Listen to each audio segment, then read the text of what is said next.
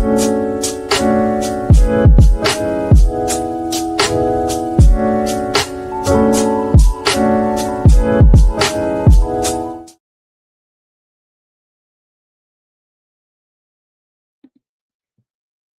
right, guys. So good evening to everybody. Good afternoon, good morning, and welcome to Traverse Pro Chat Series, the only study abroad show where real international students share real experience to help you build the future you want.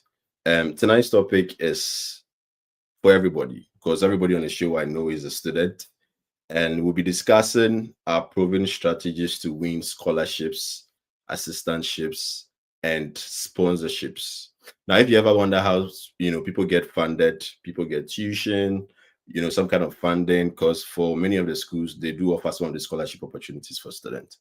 To help me have this conversation is no other person than Michael. Michael is my junior. Whether they like him or they like him, my junior. We go school. There's like be SS we go, like I go feel punish him, but if be uni we go. Fortunately for him to we go UPSA, like I for feel punish him for there, because so many people see UPSA as a senior high school, but then it's not, it's a university. That is why I couldn't punish Michael. So Michael is an MBA student at Georgia Southern University. And is on graduate assistant, sort of funding, and he'll be walking us through how he got his funding. He'll be sharing his journey with us. He has quite an interesting bio, and today we'll have all of those wonderful conversations with him on the show. Michael, what's up? I'm good. How are you? Ale, this job is not easy, man. It's for the strong at heart. And I know. like the Ghana flag in your background, bro. Charlie, you have to rep it anywhere you go, bro. Like, yeah, the moment we talk, they'll be like, "Where are you from? Are you African?" Like, that kind of thing. Then I'll be like, "Guess the country I'm from." Then they'll be like, "Nigeria." I'll be like, "Hell no!" Like, nah, No, I'm but from Ghana. unless they come to your room before they will see the Ghana flag. So when you step out today, how did they get to see that you're from Ghana? I mean, people like how you talk. Like, the moment you start talking, they'll be like, "Where are you from?" Like the accent. They'll be like the accent. So I'll be like, okay, I'm from Ghana. Like, The yeah, sort of gives you away. exactly. Exactly. Right. So So before we get into the conversation, let me also like add on to the bio I shared. So Michael graduated at UPSA in 2021 with a bachelor's in business administration. He worked at UMB, Universal Merchant Bank, as a yeah. customer support executive for his national service. And then he later worked at Aptel Ghana as a sales operations executive. Right. So tell us how the journey has been. We want to understand how the journey was for you before you transition. What happened? You woke up one morning and you were like, I'm tired of Ghana. Where did, before we get to the funding, what came to mind? And Okay. yeah. Thank you very much. So I think my study abroad journey started.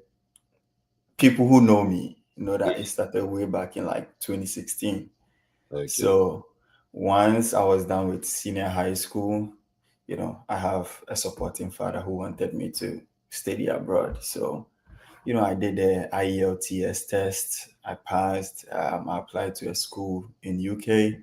I got admission, Okay. but I couldn't go. Okay. So that is a backstory of how the study abroad thing started. So I told my dad that I would want to do the bachelor's here, then later pursue the master's, abroad. That is Okay. how I got to UPSC in the first place. So So the it, dream was birth before getting into UPS. So you've always wanted, exactly, right? yeah, yeah. That was the vision back then. It Yeah. wasn't because of any economic hardship in Ghana. It wasn't because things were not going well for you. Your story is that you had always wanted to study abroad. Yes, that was my story for me. So it started from there. I came to UPSA, graduated and everything. Then after national service, I was working with Haptel and I was like, let me start this study abroad journey again. So Okay. I looked for some schools. Basically, you have to do a research, and I chanced upon Fred Effects. I'm sure you know Yeah, I him. know Fred. I've been on Fred's show before. Yes. Yes, so he posted Georgia Southern, like, free application thing. And I was like, okay, let Hmm. me apply for it. I mean, before that, I have to go through their curriculum and everything. Then, Yeah. I was like, okay, it's a right fit for me, and it's in Georgia. Most Black people are in Georgia, so I was like, okay, let me go through everything, did my research, and I applied for it. But during the application process, one of the main thing that stopped me from continuing was the transcript evaluation part, right? So Okay. I'm uh, following. who didn't know I didn't know. I was doing everything myself, so I didn't know what a transcript evaluation is, and how to research it, and watch videos from Fred Effect to explain things Mhm. to me. And I told my dad about it, and he gave me the go ahead to apply for it. So I did it, and um, I think I even forgot to send it to Georgia Southern. Like I was there at the office one day, and I had an email saying that you've done all this process, but you haven't submitted your transcript evaluation. So I was Patient. like, oh, I forgot. I have the unofficial one. Then I submitted it. Okay. Funny enough, I had admission the next day. I was like, You were whoa, waiting for. like they were waiting for me. That was it. I was like, what was I waiting for? You right? And before that, I had an admission to a different school. I've forgotten the name, but it was unconditional. You understand? So I was like, no, I'm not going for an unconditional. Then Like, once I had the admission over here, which was conditional, like, like, I don't know, but yeah, I didn't have anything like wrong with this admission. So I was like, okay, let me go straight forward with this one. And I started looking into, funding and everything, because I needed to send my I-20 and all this like statements and everything for I-20. yeah. Yeah, so that was how the journey came about, like me and then myself in Georgia Southern University. Yeah. I have a big question for you though. So you know how some people have been preparing for a moment like this, and for that reason they sort of put in a work. They put in the work whilst going through the undergraduate program. So what I'm trying to say is Yeah. that you would do your masters abroad. So what that Yeah. means is that whilst you were in school, you put in the work to get your grades, to get very good grades, because you know that if you don't get the grades, you won't get your admissions to come and study abroad. Yeah. Now, if you had not, or maybe you didn't have the idea of traveling, do you think you would have put in the work during your undergraduate level? I would say yes. I'm not how do I say it?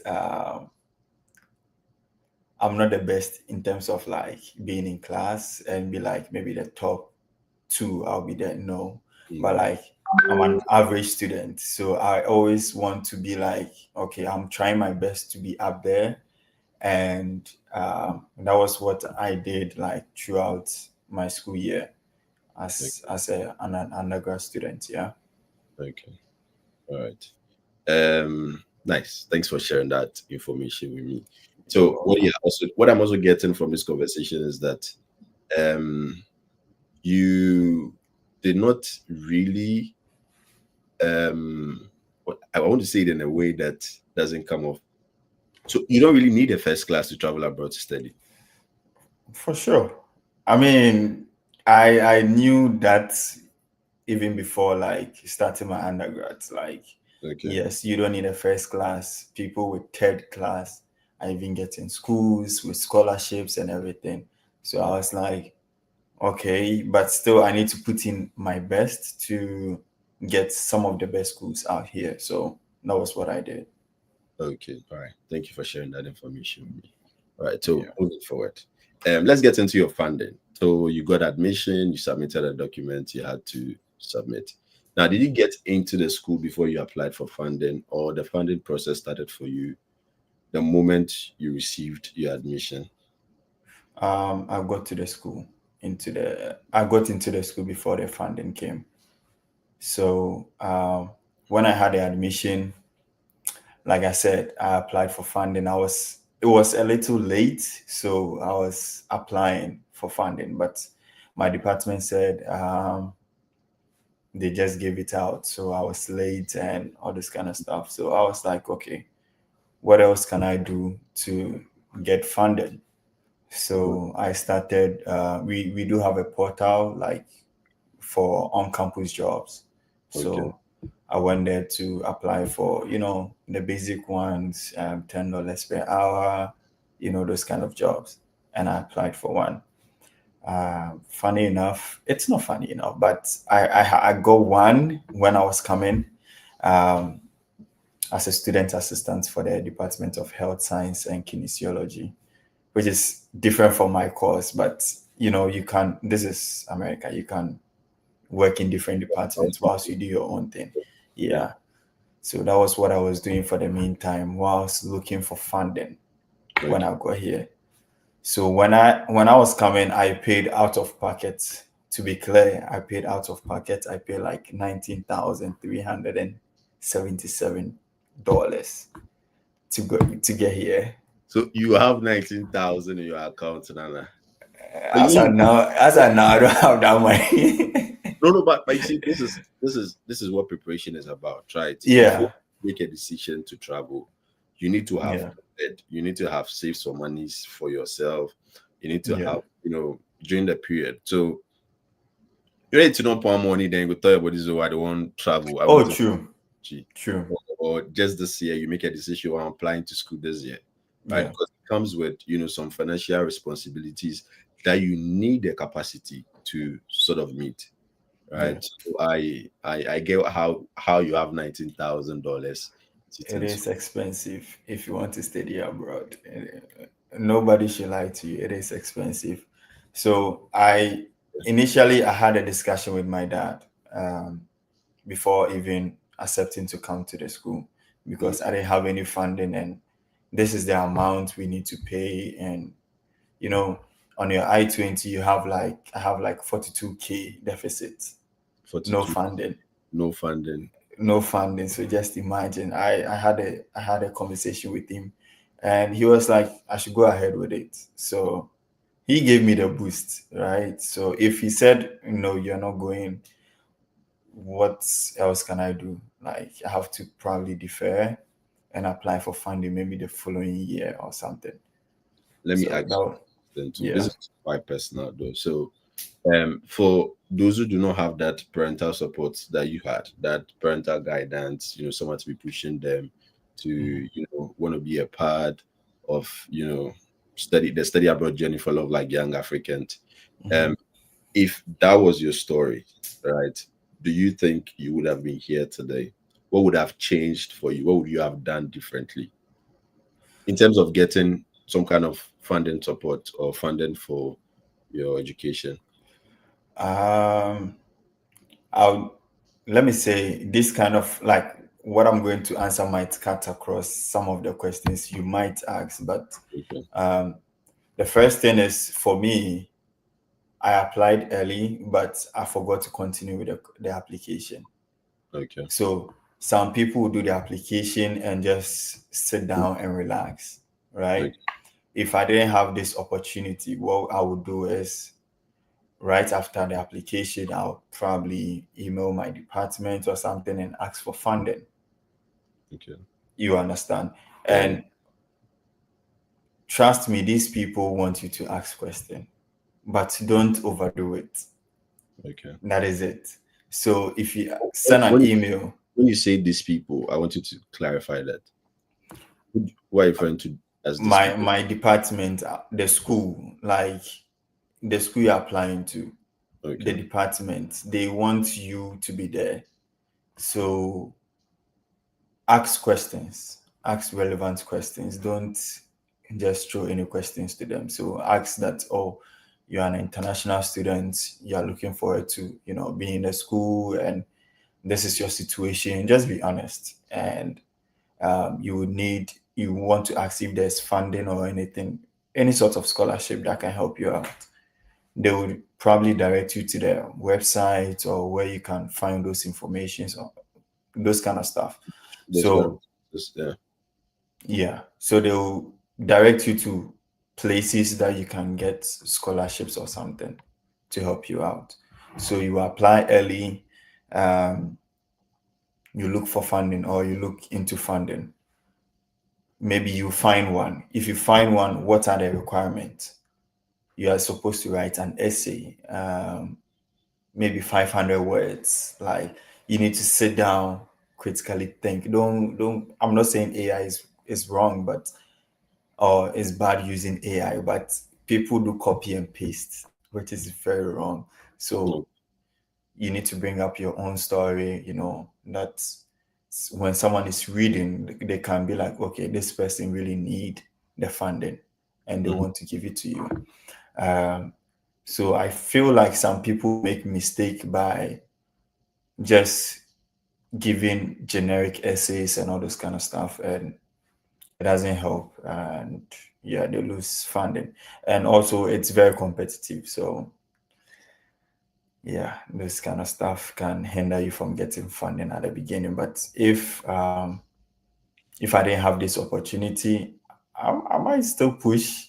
I might still push till I get some funding before coming. Yeah. Okay, so I have multiple questions for you based on Sure. whatever you Sure. have said right now. And I think for your response right now, I think it sort of responds to the other questions I do have for you. Still still gonna make this personal though. So that's supported, right? That you pay for literally everything. Uh, Mhm. so what that means is that for you, um, in terms of funds from you personally, there was nothing there for you. You were just looking up to that, and then what the school would support you with, and it's the reason why he kept sending out, emails to the school looking for some kind of assistantship and all of that. I just want to clarify that. So there's a different side of story on how I got my GA2. So that one is different. So my thing was, before coming to the school, like, let me backtrack this thing a little. So Like, um, going for a visa interview with no funding, mm-hmm, and I was kind of scared that uh, I'm not going to get, you know, the approval, because people kept saying even with funding, people are not being approved and all this kind of stuff. So I got approved. Fast forward, I got here. I started the student assistantship role. mm-hmm, Uh, I spoke to professors um, face to face, because now you are in the school. yeah, So I spoke to some professors, and any campus event, I'm always there first, and all those kind of stuff, to see faculty, to see any. I'm always there just to tell them that I need funding, I need graduate assistantship. okay, You understand? yeah, So that was how it started for me. Uh, so how I got my funding was,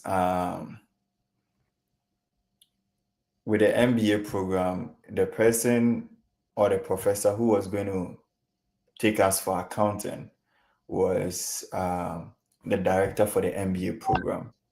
okay, So before his class, he was like, he wants to give us like a one hour, in-person chat before we start the class. okay, So yes, that was the opportunity for me. He started talking about accounting, and I was like, oh, I have the background in accounting, but the Ghana system is different from here. So, you know, I'm willing to learn, to add on to whatever I know.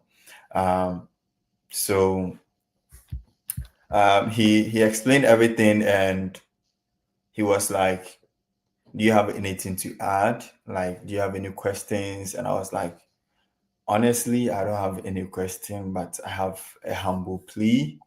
Um, I'm an international student, as you can tell.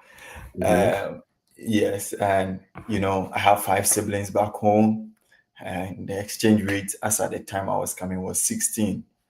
So it was a huge amount of money. I spoke to him, and he was like, I should send Somebody's my. government made it 16. Somebody's government made it 16. Somebody Yeah, so I told him, I spoke to him, was like, okay, I should send my CV and cover letter to his secretary. okay. So I was like, okay. And right after the call, I already have my updated CV and I have to draft a cover letter fast. Then I sent it to the secretary. But he told me that it wasn't guaranteed because there's a lot of people on the list and all this kind of stuff. I was like, okay, You have I to prove your understand. stuff. Exactly. Right. I was like, okay, I understand.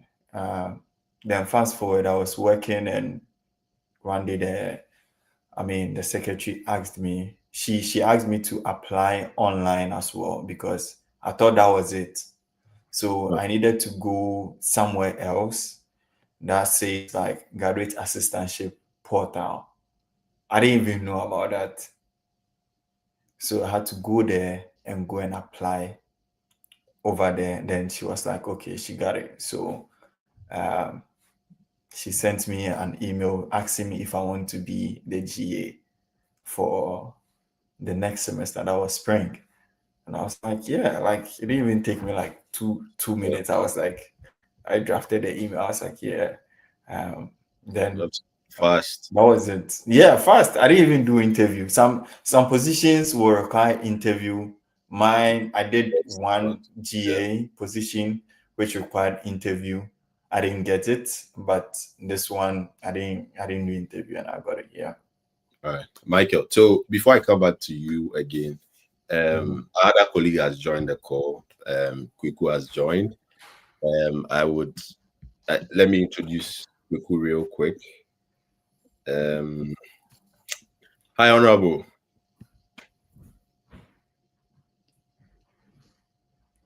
Now, Honorable, you mute. We know they hear you. Okay, yeah. Yeah, so we can hear you now. Now it's Okay. a long day. I want to first and foremost thank you so much for being on this call and for wanting to Yeah. share your experience with everyone. Before we get to you, let me do the intro because I did introduce Michael, so let me also introduce you. Right. So for those of you who don't know this big man, his name is Oh, Kwaku bro. Ampem, right?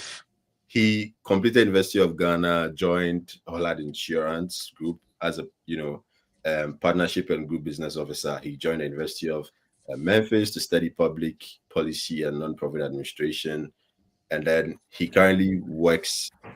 You work with them. I think you joined the first Horizon Bank, and now doing a PhD in public and urban affairs. So what that means is that you have a lot of experience when it comes to looking for funding because you have now migrated. Now you're doing a PhD. Yeah, you're soon to be professor. I hope I did a good job with the intro. Very cool. Oh yeah, I mean like that's fine. That's okay. And I also do apologize for being late because I see honestly I've been back and forth today and it's been crazy for me. I most of the times I'm very like I'm up by 6 a.m. I mean like Mhm. trying to fix myself, but then today I was a bit late. So, like I'm trying to do like a lot today. So I do apologize for like being late. Yeah, I mean all that you said is right. Like the introduction, I finished really gone. I knew Tarek when he was the SRC president in Boah, UPSA. boah, boah, boah. Yeah. And I was a speaker then. I mean, Yeah. I right from school, I've always been about corporate work. So I moved from school to join Holland as an NSP, and I transitioned into group business and partnerships officer at Holland Group. And in 2023, I think that was a year for like most of us. I decided to migrate. I actually decided to move from Ghana. I mean, to better ourselves, go back to Ghana and be like the big men we see. I mean, we are small boys. So I looked for school, and actually I wanted to do something that has a non-profit focus because yeah, in my role as a partnership officer, I used to work with like a lot of like non-profits in Ghana, USAID and all those people. So that actually influenced me to look for a non-profit focus to do. So that's why I joined the Department of Nonprofit here at the University of Memphis. I joined, and yeah, I'm here. Yeah. Okay, so I'm not dragging us back, but then I think you have already shared your motivation for migrating. But then again, apart from you wanting to become part of the big men's association we have in Ghana, what other thing motivated you to migrate? Because I think Michael has already shared his journey with us. I think he mentioned, he did mention that he has always wanted to travel, so he had Yeah. plan in mind and decided to do the undergraduate at UPSA. And with his conversations with his dad, was like, okay, let's do the undergrad here, then do the masters abroad, so you can have that, diverse experience. And that is Yeah. how he landed in the US. So for you, what is your story? So I to say that I have always wanted to migrate is a lie. Okay. So when I was in Ghana, in the University of Ghana, I joined the African Leadership Academy in Johannesburg. So we used to do some trainings in Gauteng in Johannesburg. And when I finished school, too, for me, I actually love traveling around, not to stay at one place, but then I mean, like just traveling around to see basically what I can do for myself. So I used to go to the UAE. I come back to Ghana to do work and all those. I see people traveling around, and I also love to. Okay. In somewhere 2022, most of my friends, like those who did biochemistry in Legon, computer science, and all those people, actually decided to leave Ghana Mm, because most of them that were even working for Noguchi, West Africa Cell Molecular Biology Center in Legon, those were high lab, good paying jobs, yeah. but Yeah. then they actually decided to leave. And I Okay. was like, why are you guys leaving? We are having fun. We are going to Honeysuckle on Right. Fridays. Like Right. we Right. like we are going to And yeah, I so know, I'm I like, know. why you guys all leave? Because Charlie, we're having fun. I mean, from Honeysuckle, we go to Aliba, we go and sit at District 24 like till 6 a.m. the next morning. We talk, we chat. I mean, Mhm. like was it like nice life in Accra. But then you're like, no, Charlie, we have to move. Like, we have to go. I'm like, you guys. So the motivation for me to leave was actually, I think, through PP. Like, yeah, PP bobbed me. So I was like, okay, if Pressure. Charlie, Those who like the don't peer know pressure about PP, me. peer pressure. Okay. Yeah, Charlie. So, when everybody decided to move, I was like, okay. At a point, my best friend, Yemi, he is Mhm. doing a PhD in biochemistry at Mizu. Mhm. When he left, I mean, when he decided to leave also because he was working at WACBIB, that is the West Africa Cell Molecular Biology Center. When he Mhm. left, then I was like, no, I think I'm done, you know. Yeah. And I decided to also, like look at the same routes because, like, they followed the US system. Okay, so you apply for school, you seek for funding, then afterwards, like you are selected, you go for interview and blah blah blah blah. So they taught me the process. So it's actually my friends who influenced me to move because when I was in Ghana, I was like, oh, maybe I'm doing well, So, but yeah, All right. So I just want viewers to know that today's conversation is not for the boys and girls on the street. It's not for the hustlers. This one looks like it's a bougie conversation because one was motivated by PP, and the other one is a family reason. Don't like diverse experience. No, no, We no, don't no. have bougie people on this call, right? no, we still be street oh, but say we are say we still be street oh. Hey, Yeah, boys. say we, Everybody wants to we still belong be to the street, like streets. yeah. Okay, So so yeah. Kwaku, before I get back to asking the both of you the same question, I want you to answer this for me. So, what were you looking? What were your first steps into looking for funding or financial support for both programs for you? Okay, so I had several admissions. You know, with the school, once you apply, you get admission. Not every school though. Yeah. So at a point, I had like, and most of my friends actually they told me that, Charlie, you don't need to apply for one school or two schools or three schools. Let me sell my boss out. So my former boss that I used to work with at Holland, Cynthia, she was also like part of my motivation, and I have to say that she also schooled in Clemson, and Clemson is one of the good schools here in the US. She did communications here, and she told me that at the time when she wanted to move from, because she had finished KNUST, you know, she was doing well and all. When she wanted to move, she applied for 13 schools. Mm. And that was somewhere like 209, 208. Like, 13 yeah, schools. you know, so, and she applied for 13 schools. And even describing the processes that she went through with, I mean, they not having like internet in the house, like she had to go to like busy internet, you know, and do all like those applications, like be following up. I saw that it was actually a very rigorous process. I was Yeah. like, then I don't also need to do just three schools. So at the time, I had like 8 admissions. Mm. I could count Kentucky, I could count Cleveland, I mean Duke, most of these schools. So I was like, okay, I think what I need to go hard is go and look for funding. When I wasn't getting funding, in 2022, I decided to switch my focus from US to UK and also to Sweden. I've always loved Norway and Sweden, no cap. So I was like, okay, let me look for like University of Dalarna and some of the schools, you know. And those schools, they have moderate fees. I mean, like better than, yeah. Like some of the Yeah. schools, you could see that you can pay a year like 8,000 euros, Mm. 10,000 euros for like the whole tuition, you know, Yeah. which was like a bit better than the East Tennessee and the UT here and all those. So I was trying to switch, but then I started doing cold emails. You know, like I had a format of emails that You're I looking was, at leads. yeah, Charlie. So I mean, like I started doing cold emailing to like some of the professors. Some of them would get back, others wouldn't. There was this professor at St. John's, I think I remember. He got back to me. We had an interview for like 3 hours because the whole conversation moved from even me like looking for funding and how he was interested in coming to Ghana and all those. And through that, he was able to get me funding, you know, but some of them had deficits, you know, like some deficit could be like 15,000, 20,000, and all those.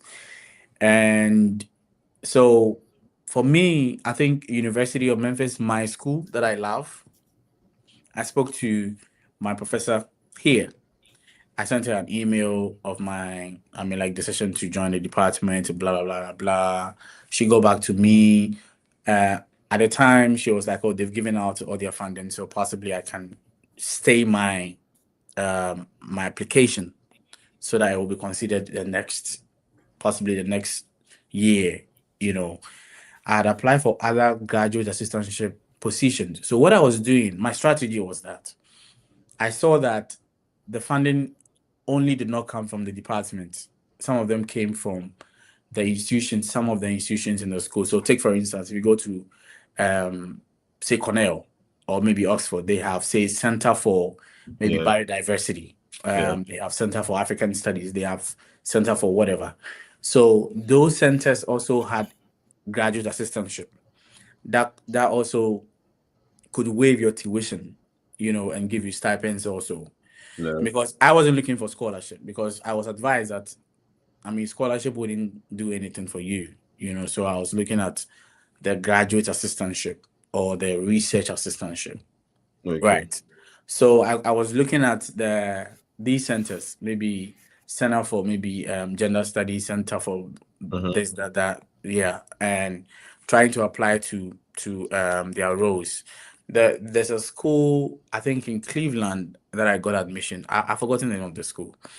they had this graduate assistantship for resident life. Most of the times, most schools have resident life GAs, like GA positions. So I went to resident life. They had opened some 2 slots for GA. I sent in my CV. I got an interview. The first interview was great. The first interview I saw Akala. So yeah, you understand, it was good. The last interview with 4 people, like I didn't see Akala. And I'm like, I'm dead. Wait, I'm lost. I'm lost. I'm lost. Akala, wait. Yeah, do I speak to you? Yeah, speak to Michelle Tuntum for, Oh, okay. yeah, Charlie Michelle Kata for like Uba Charlie Yeah, Menage. everybody look wow. Everybody wants that. Okay. Yeah.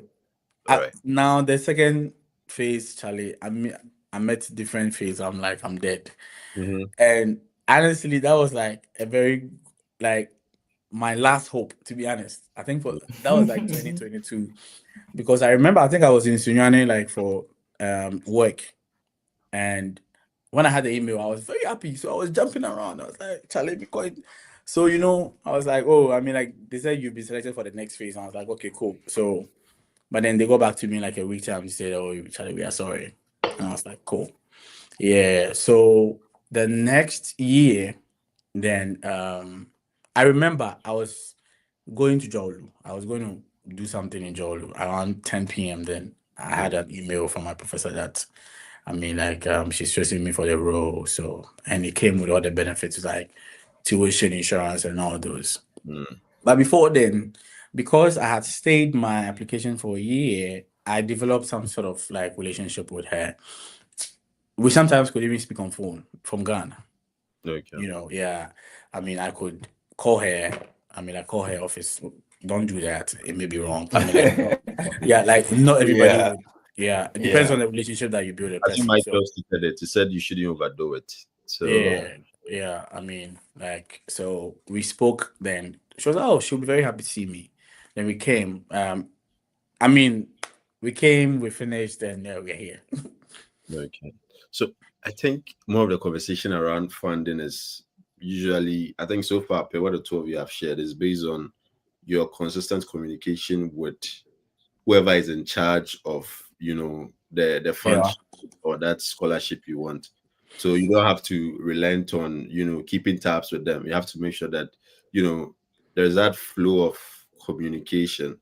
Right now, Michael also mentioned that for him, he got his funding when he got to campus. He tried to,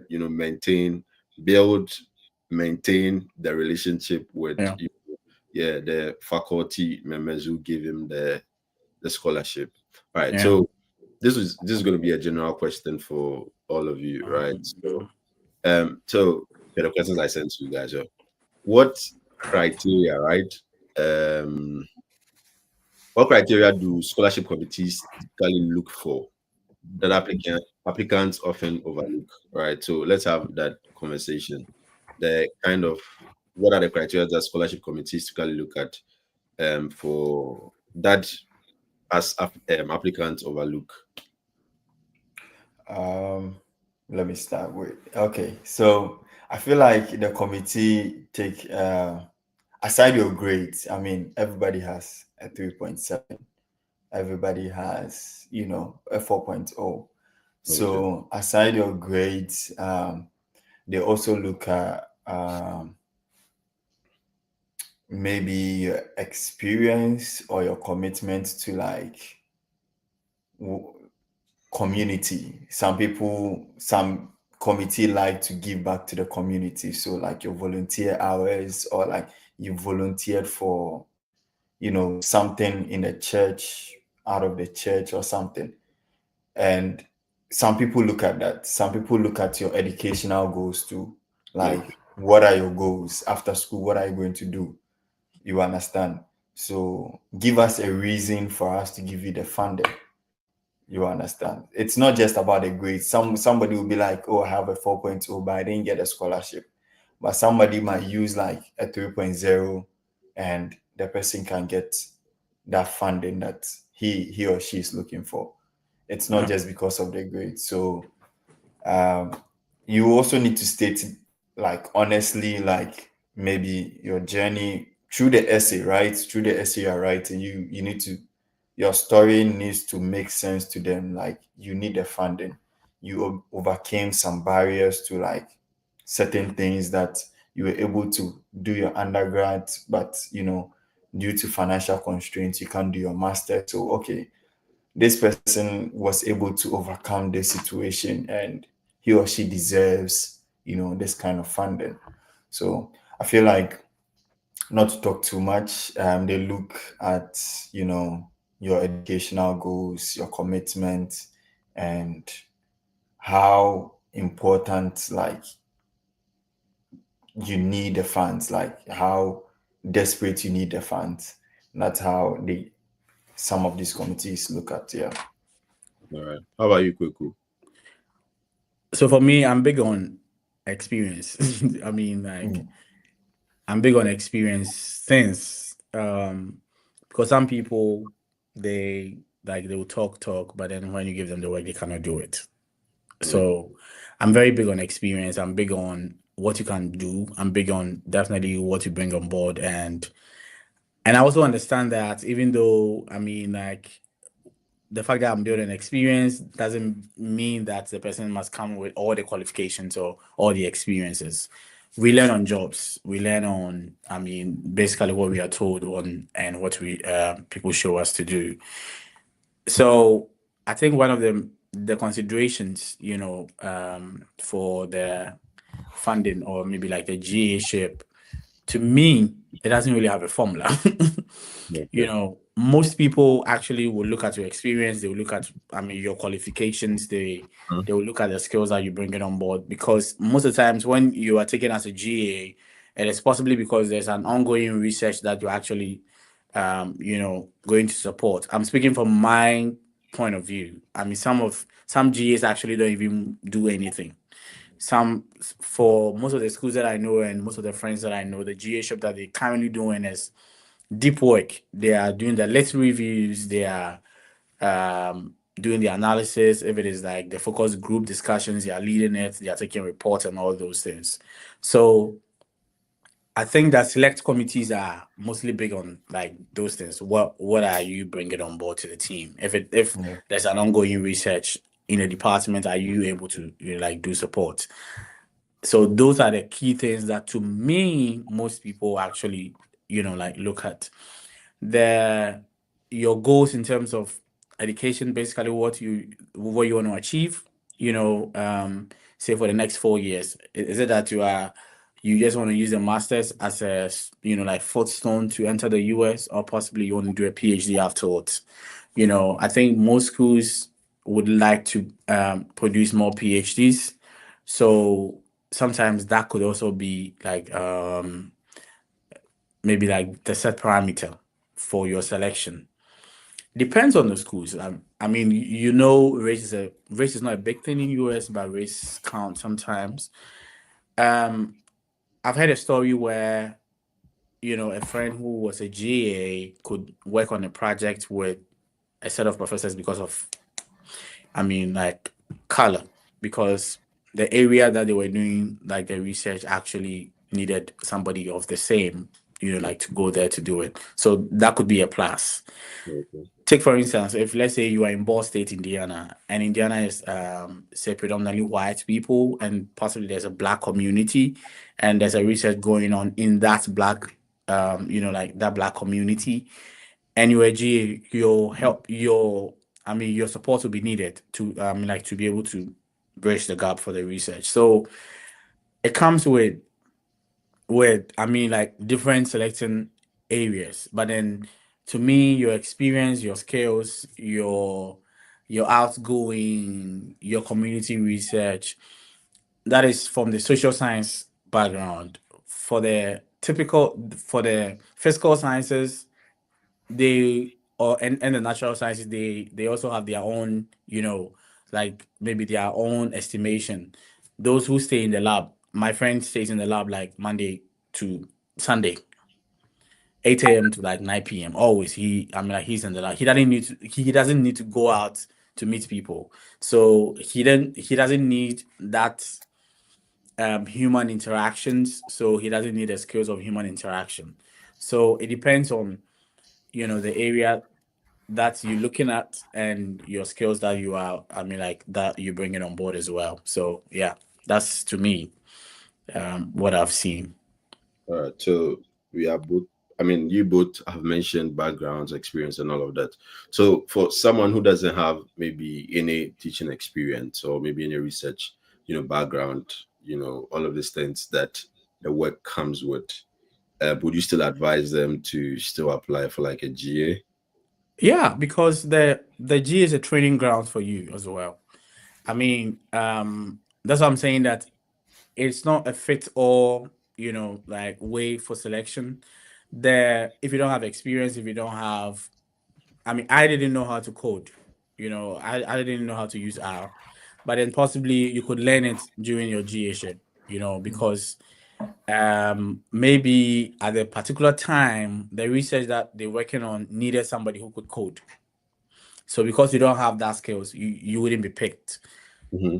Possibly also at the time, the research that is going on needed somebody who could have human interactions, because research comes in phases, especially if it is a mixed method approach research. Sorry, like I mean, it comes with the human interactions, it comes with the data analysis and all those. So they may need people at every point of stage, so that's how maybe like that also will be. Yeah.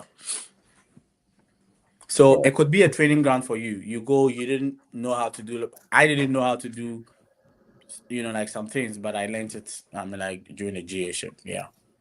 All right. I think more of our conversations have been around GE ships. Are there other forms of funding we can talk about? Let's say there's a government source of funding somewhere that maybe you would know of, because I think you are more exposed to some of these things too. And then in terms of Michael, conversations with family, how do we go about such conversations with our families to get some kind of, I think the funding? person with a Ghana flag can best answer.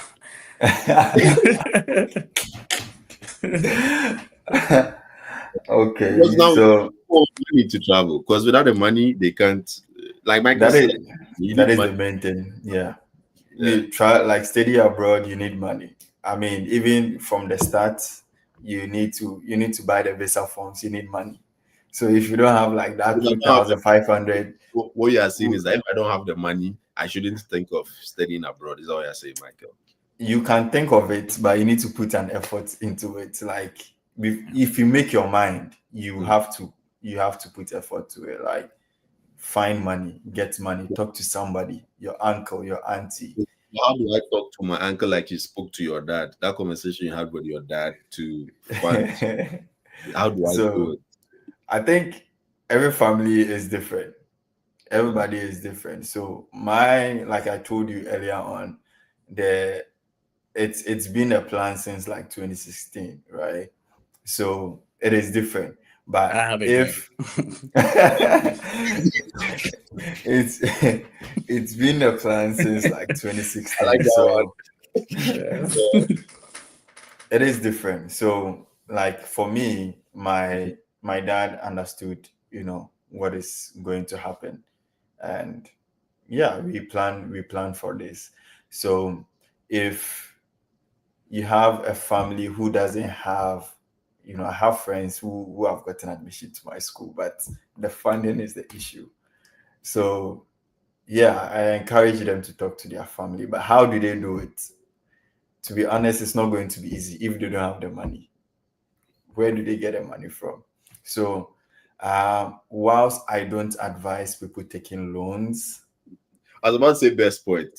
Then I was like, I know, but I don't like to advise people to take loans. That is me. Like, if I owe, even if I owe somebody, like I can't even sleep. So, I think there's Empower or something. yeah, Yes, yeah, some schools qualify for Empower and everything. So they can research into that, and if they qualify for it, they can go ahead with it.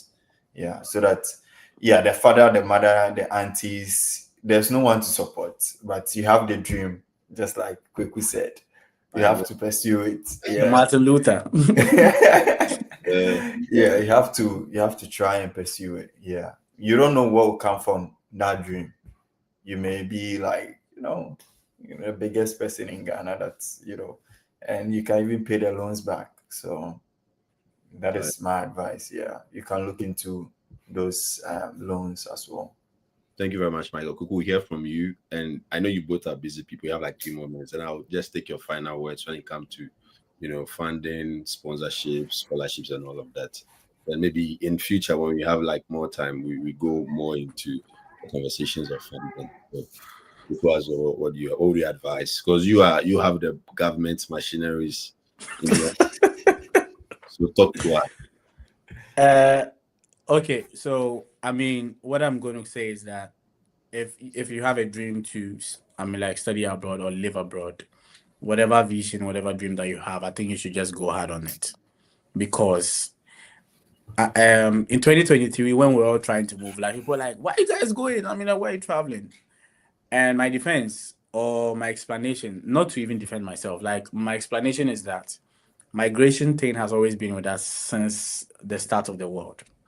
I mean, if you look at world history, I mean, we've always been moving around, and people actually migrate and gravitate towards like civilization where things are moving, and in your 20s, you need to explore, you need to take the risk.